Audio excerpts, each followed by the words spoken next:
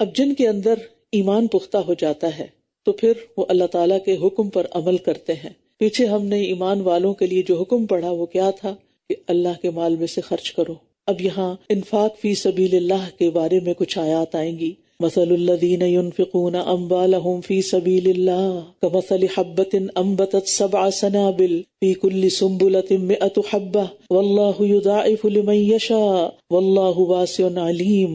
جو لوگ اپنے مال اللہ کے راستے میں خرچ کرتے ہیں ان کے خرچ کی مثال ایک دانے کی طرح ہے جس نے 7 بالیاں اگائیں، یعنی 7 شاخیں نکلی اس میں سے، جس کی ہر بالی میں 100 دانے ہوں، اور اللہ جس کے لیے چاہتا ہے اور بھی زیادہ بڑھا دیتا ہے، اور اللہ وسعت والا خوب جاننے والا ہے. یہاں فی سبیل اللہ سے مراد اللہ کا راستہ یعنی اسلام کے راستے میں دین کی ترقی کے لیے، خیر و بھلائی کو عام کرنے کے لیے اپنا مال خرچ کرنا مراد ہے. رسول اللہ صلی اللہ علیہ وسلم نے فرمایا جس نے اللہ کی راہ میں کوئی چیز خرچ کی اس کے لیے اس کا 700 گنا لکھا جاتا ہے. چھوٹی سی مثال، مثلا آپ کسی کو کوئی ایک کارڈ دیتے ہیں کہ یہ پڑھ لو، کوئی اسلام کے بارے میں پیمفلٹ دیتے ہیں، کہیں بل بورڈ پر قرآن کی کوئی آیت لکھوا کے لوگوں میں اسلام کی تعلیم کو عام کرتے ہیں. یہ سب کیا ہے؟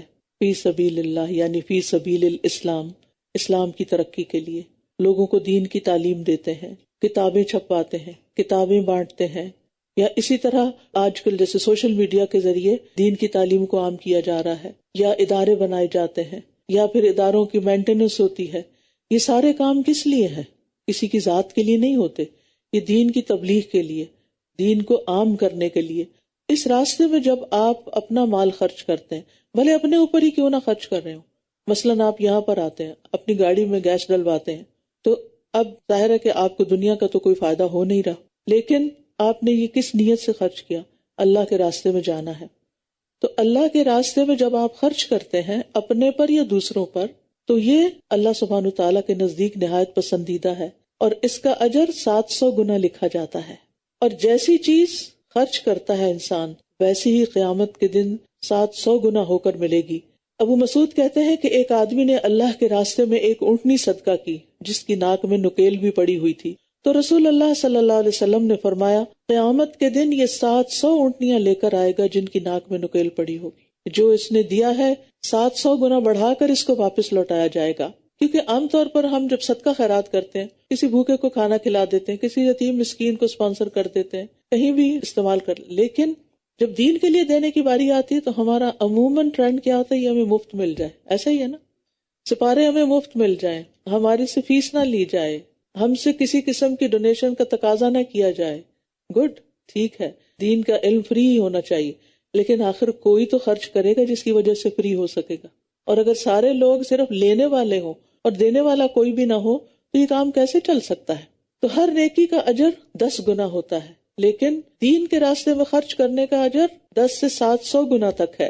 الذین ينفقون اموالهم فی سبیل اللہ ثم لا يتبعون ما انفقوا منا ولا اذى لهم اجرهم عند ربهم ولا خوف علیہم ولا هم يحزنون. جو لوگ اپنے مال اللہ کے راستے میں خرچ کرتے ہیں پھر خرچ کرنے کے بعد نہ احسان جتاتے ہیں اور نہ ہی اذیت دیتے ہیں، ان کے لیے ان کا اجر ان کے رب کے پاس ہے، اور ان پر نہ تو کوئی خوف ہوگا اور نہ ہی وہ غمگین ہوں گے.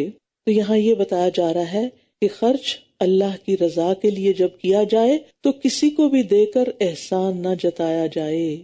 یعنی کسی کو یہ نہ کیا جائے کہ میں نے تو اتنا یہاں ڈونیٹ کیا ہے اور مجھے تو کوئی عزت نہیں دی جاتی، مجھے تو کسی کرسی پہ نہیں بٹھایا جاتا، اور اس طرح کے مختلف احسانات جتانا کہ میں نے بہت کچھ کیا اور مجھے ریٹرن کچھ نہیں مل رہا. یہ ریٹرن آپ نے بندوں سے نہیں لینا، اللہ سے لینا ہے، لہٰذا اس کو تو مینشن بھی نہیں کرنا. اسی لیے عام طور پر الہدا میں کیا ٹرینڈ ہے کہ باکسز رکھ دیے جاتے ہیں کہ جن میں خاموشی سے لوگ ڈال دیں جو ان کے اور اللہ کے بیچ میں راز ہو، اور قیامت کے دن وہ اللہ سبحانہ وتعالیٰ کے ہاتھ سے پھر کئی گنا بڑھا ہوا اس کا اجر لیں. تو وہ عزت جو وہاں ملے گی اور وہ ریوارڈ جو وہاں ملے گا وہ یہاں تو کوئی بھی نہیں دے سکتا. اگر آپ دکھا کے بھی دیں گے تو کیا ہوگا؟ زیادہ لوگ کہیں گے واہ بھائی واہ بہت خرچ کرتا ہے، اس کے بعد کیا ہوگا؟ وہ بھول جائیں گے، اور کچھ دن کے بعد آپ بھی بھول جائیں گے، آگے کے لیے کچھ بھی نہیں رہے گا.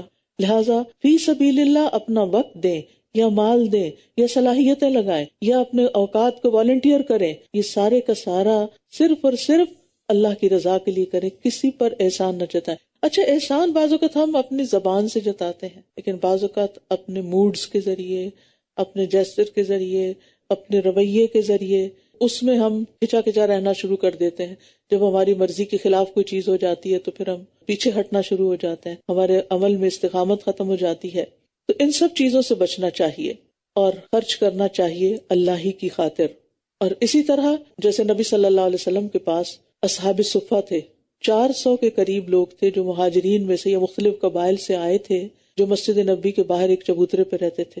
آج بھی اگر آپ کو 400 لوگوں کو کہیں ٹھہرانا پڑے، کبھی شادیوں میں مہمانوں کو ٹھہرایا ہوگا، 400 لوگوں کو اپنے پاس ٹھہرانا پڑے تو کیا حال ہوگا پھر؟